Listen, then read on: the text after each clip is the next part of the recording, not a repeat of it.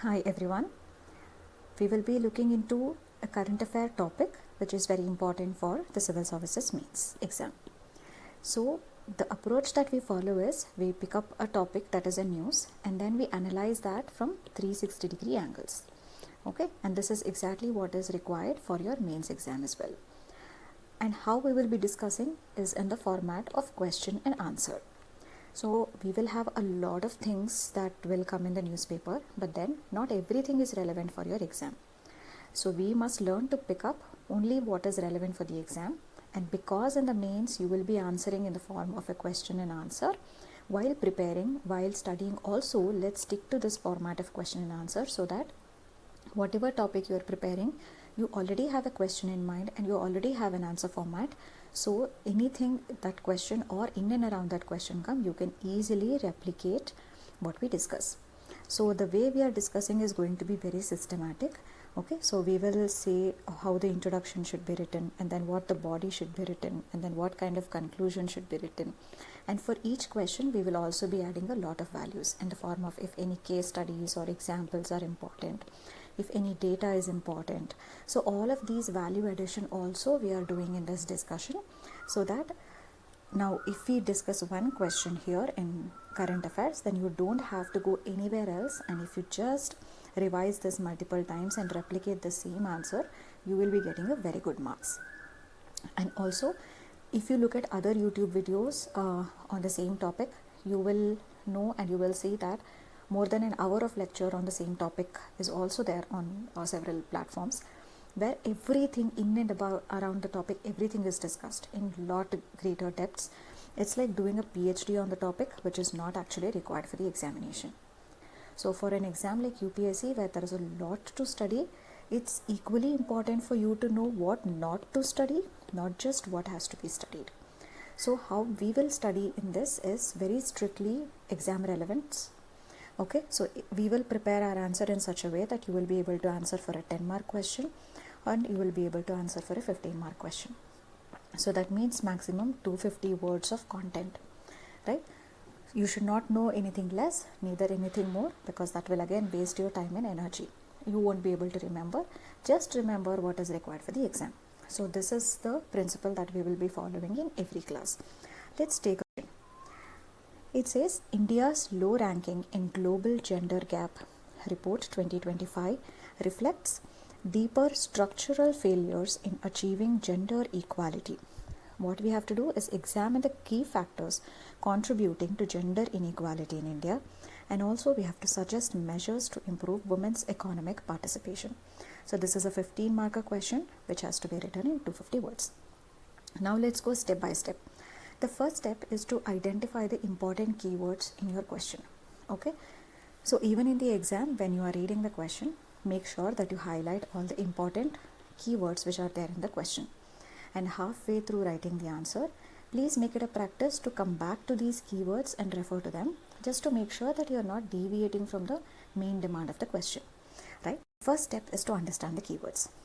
So first thing, it's talking about a global gender gap report. So you must know something about this report, because this is the context in which the question is framed. So you will have to know the context. Okay, and it is talking about India's poor performance in this report. So definitely it will be great if you can know what is India's ranking in this report. Okay, that will give you a solid introduction that you already are aware of the issue. The second important keyword is talking about the structural failures. Okay, and third is it is talking about gender inequality. Okay, and then lastly it is also asking about a way forward. That is, it is asking you the steps that can be taken to improve the economic participation of women. So these are the four things that are the keywords in your question. So once you have identified the keywords, the next step is to start building the introduction, right? So in the introduction, you can definitely start with the rank that India has got in the Global Gender Gap Report, because that is the context of the question. And if you can relate to that and expand on that further, the examiner, the evaluator will feel that you already know this. Okay, you are a well-read person. So India has gotten a rank of 131 out of 148 countries. Okay, so this definitely is a poor ranking that India has got, and that is why this is becoming an important issue which might be asked in your UPSC mains exam as well. And for prelims point of view, remember that this is India's rank, and also this report is released by World Economic Forum. So this also UPSC asks in prelims that global gender gap report is released by which of the following organizations. So it will give you 4 organizations and you'll have to choose one. Because there is a proliferation of these types of reports which are coming up from different organizations and institutions, it's important that you make a note of it, okay, in 1 or 2 sheets in a tabular column, so that you can keep revising it. Okay, so the gender gap report is released by World Economic Forum, in which India has got 131 rank out of 148 countries, right? So what does this show basically? This shows that there is persistent gender disparity, right? The rank itself speaks louder. It shows that there is a persistent gender disparity. So how this is going to impact? This is going to impact the country because it is going to affect the economic growth of the country, right? It is going to impact the social justice because the women are at the receiving end, and it is also going to impact democratic governance. Okay, because a governance in which women are not enjoying equal status and opportunities as men, it won't lead to a true democracy, right? So this is a short introduction. While you look at it on the screen, you will feel that this is longer, but this can be covered in just 1 or 2 sentences. 1 sentence if you're writing for a 10-marker question, and 2 sentences if you're writing for a 15-marker question. You can say that India secured 131 out of 148 rank in the World Economic Forum's Global Gender Gap Report, which shows persistent gender disparities. And this impacts the economic growth, social justice, and democratic governance of the country. So you have seen that I have just used 2 sentences. That 2 sentences you will use if you are writing for a 15-marker. If you are writing for 10-marker, just use this single sentence that India has got a rank of 131 out of 148 countries in Global Gender Gap Report released by WEF, which shows persistent gender disparity. Okay, just 1 sentence if you are writing a 10-marker question. So now let us move on to the most important part that is asked.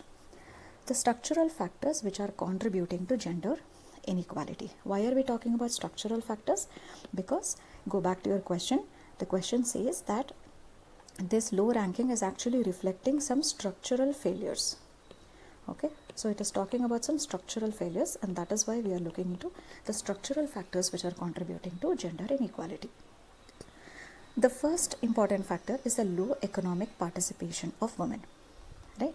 So when you look at, the Global Gender Gap Report has a number of other sub-indices as well, like what is their workforce participation and what is their skilling levels. So like that, there will be several sub-indices as well. We don't really have to get into it, but then you have to know that when it comes to economic opportunity, okay, when we're talking about what kind of economic opportunity women are getting, India is ranked 143rd out of 148 countries.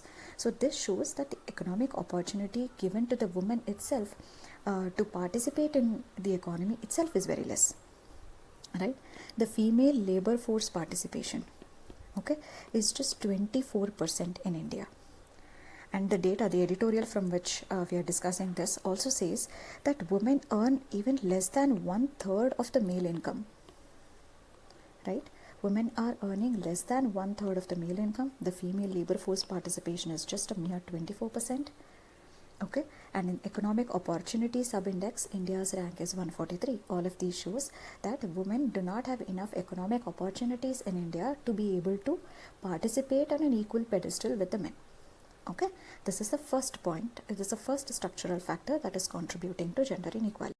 Let's now come to the second factor, which is the health-related barriers. So here again we can quote some statistics. For example, anemia prevalence among women. Okay, this is high. As for NFHS, National Family Health Survey 5, okay, it says that the anemia prevalence is nearly 57% among women who are aged between 15 to 49 years. Okay, so definitely health is something that is impacting their economic participation. The second thing is, think of maternal health. Think of reproductive health. Okay, think of reproductive health. Think of the maternal nutrition. that women get, not just during maternity but even otherwise. They are the last to eat in the family. They hardly get any nutrition. If they bring any fruits or dry fruits into their home, they give it to the family members, but they don't have it themselves. Okay, this is especially in rural areas, right? So their maternal health, their reproductive health, their nutrition has poor access to women in India. Okay, so these are the health related barriers because of which economic participation is affected, right? The third important factor is the unpaid care burden. Okay, we know that predominantly it's the women who care for the families in India, it's not the men, right? So as per the NSO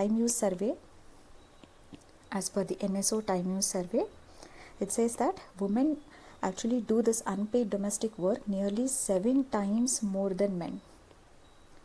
Okay, so they get so busy doing the unpaid care work at home, taking care of the children, taking care of the elderly, right, taking care of all the family members, that they hardly get time and they hardly have that energy to go out and participate in the economy.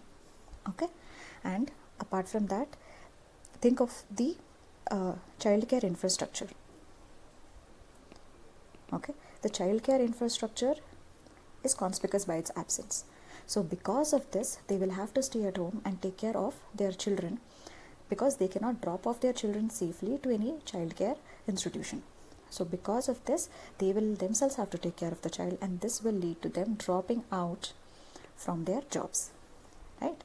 And this unpaid care work, it is not considered as a part of India's GDP, right? So it remains invisible in the GDP, and that is why it has given rise to the policy neglect of the unpaid care burden. Unpaid care work is neglected in the policies also, because this is not a part of our GDP computation.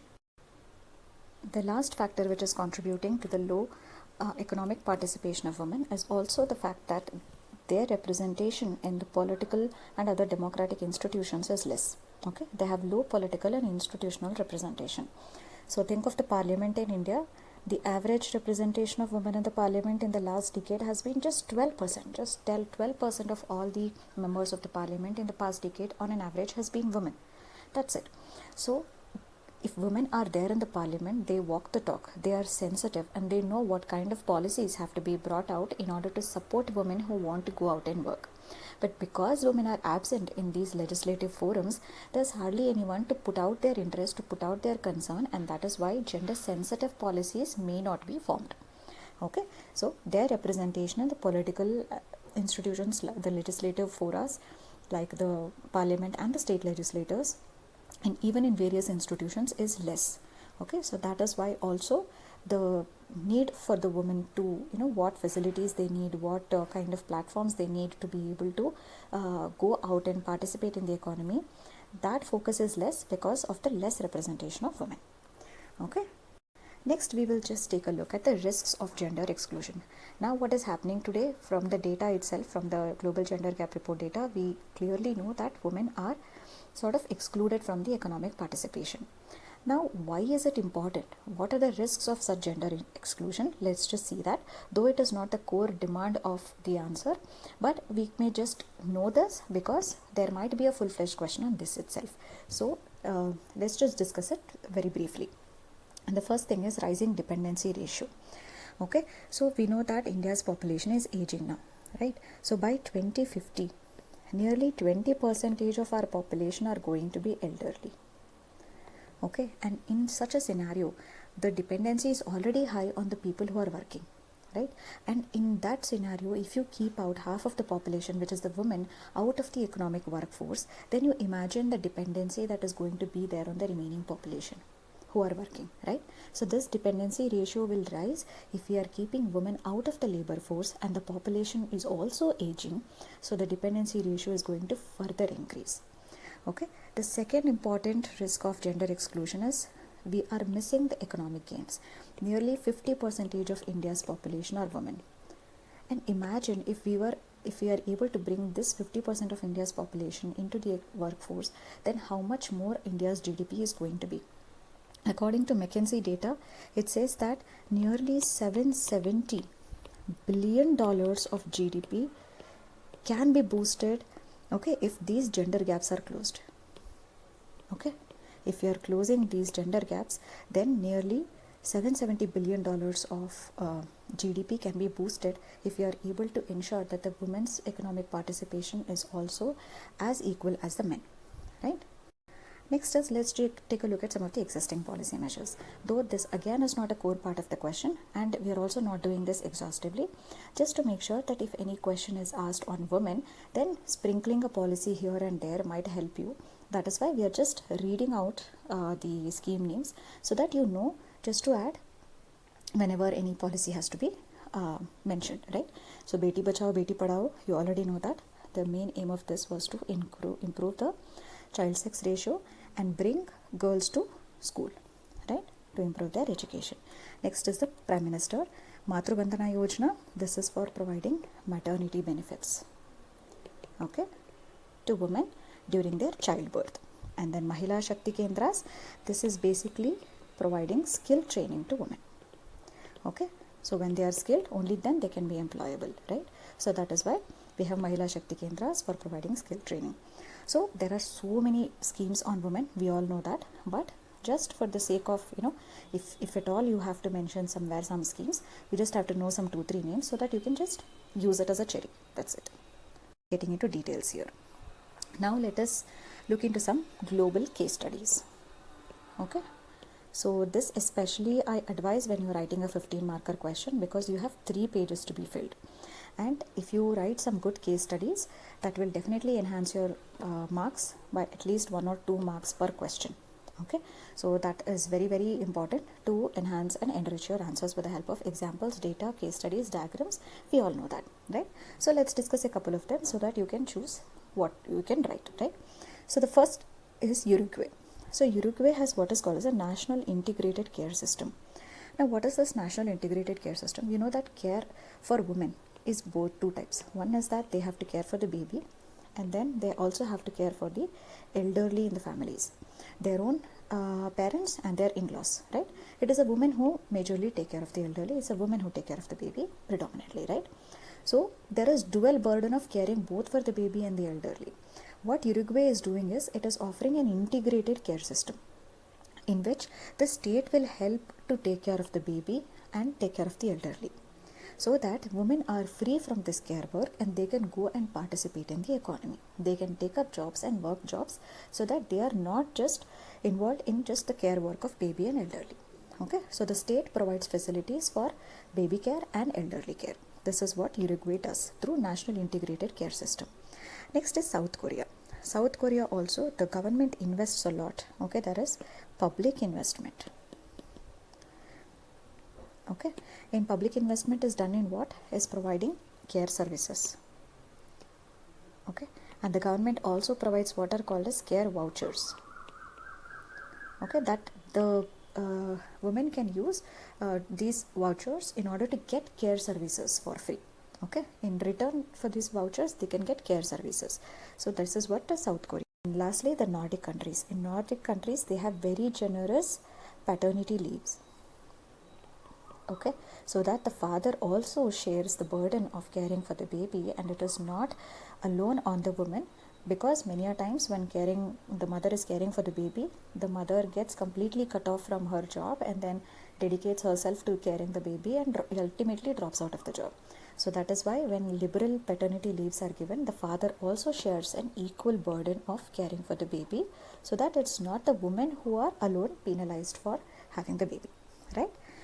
Now, way forward. So way forward, first is infrastructure.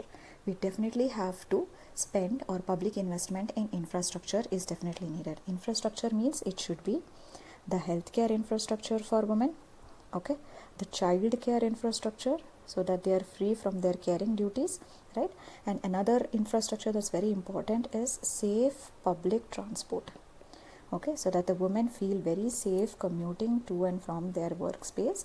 And this is one of the important factors. When there is absence of safe commuting facilities, women also drop off from the workforce. So that is why it's very important to provide good, safe public transport to women, so that they can safely commute to and from their workplace. So this is about the infrastructure. The second is recognition of their care work. So we previously said that time use survey says that the women do 7 times the care work as done by men, right? So these time use surveys are till now very informal and we have not institutionalized them. So it's time that we institutionalize these time use surveys. Okay, why it is important to institutionalize the time use surveys? So that we know exactly how many number of hours the women spend in doing the care work, and accordingly we can quantify it, right? So once we quantify, it becomes easy how that can be helped, how it can reduce it, or how it can also be made a part of our GDP. The second important recognition for care work has to be promoted through gender budgeting. Though it is happening now, but then it has to be implemented in the right spirit rather than just in the letter, right? And we also need to have some labor reforms. Why labor reforms? Because as we know that now the care work is unpaid. So when we have labor reforms, that has to take into account the domestic contributions of women as well. So labor reforms targeting to taking account of the domestic contributions of women is very important. That is how we can have a proper recognition of the care work. The next step is a workforce integration. Why are we talking about integration? Because many women who actually are working at present will drop out of their work in the future. So they drop out because of the baby care that they have to do, or because of the elderly care that they have to do. So that is why it is important to bring these women back into the workforce. Okay, so how do you bring them back into the workforce? First thing is by giving them flexible job models. So suppose if the baby is having its lunch or is coming back from school at certain time, then you allow the mother to cater to the baby, and then when the baby is sleeping, you allow the mother to work. So allowing her some flexible schedule throughout the day instead of like saying 9 to 5, this will help them come back to the workforce. We can also provide them remote work. So with the baby or the elderly at home, it may not be possible for a woman to come all the way to the workplace and work there, but if they are allowed some remote work, they will manage it, right? And then we will also have to reskill them. Why do we have to reskill them? Because once they leave the job, once they take a break from their career because of baby or elderly care, it would have it takes some time for them to come back and jump back into their job. So by then they would have sometimes forgotten the skill that they were actually implementing or they were using in their job, or the economic scenario itself would have changed and some new technological advancement could be there, and they have to upgrade themselves. So until and unless they upgrade themselves or upskill themselves, it will not be possible for women to find good economic opportunities outside. That is why it is important to reskill them so that they compete on par with men in accessing economic opportunities, right? And also, if the private sector knows that the women will go on maternity leave, and that too on a paid maternity leave, why would the private sector hire them as long as they are not incentivized? So it is very important to incentivize the private sector, okay, to hire women, right? So this is something that we have to do. And lastly, we have to focus on their health and nutrition.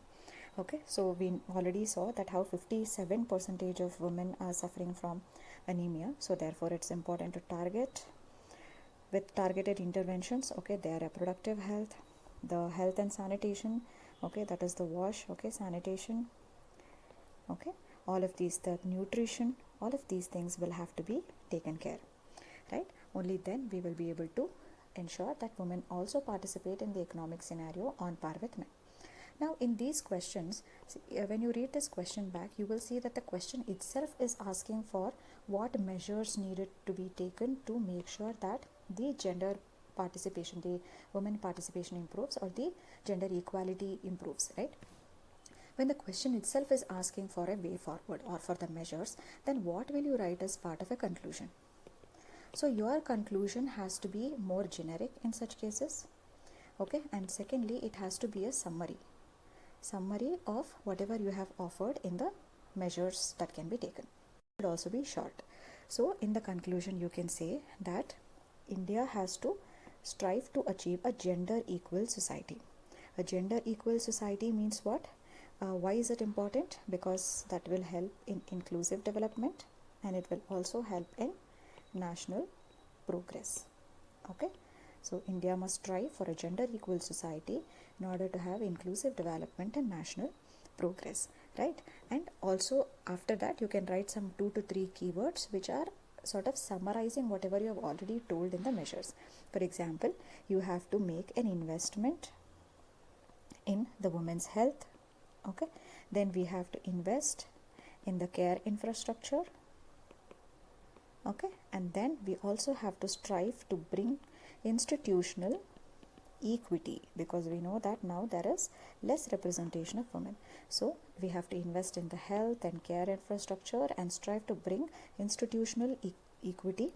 Okay, so this is the way forward, right? So in 1 or 2 sentences you can just write that India should strive to achieve a gender equal society because that's important for inclusive development and national progress. This can be done through investment in health, care infrastructure and bringing about institutional equity. That's it. Okay, so in one line of conclusion for a 10 marker and 2 line of conclusion for a 15 marker. Okay, that is it.